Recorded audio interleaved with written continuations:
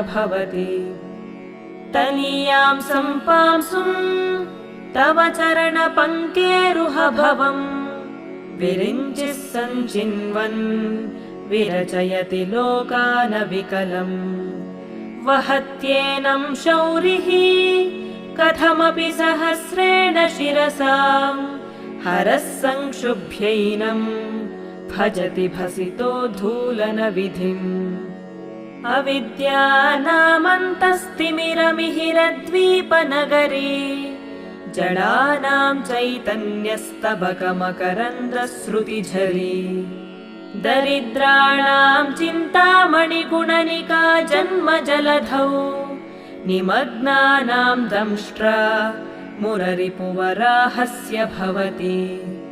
त्वदन्यः पाणिभ्याम् अभयवरदो दैवतगणः त्वमे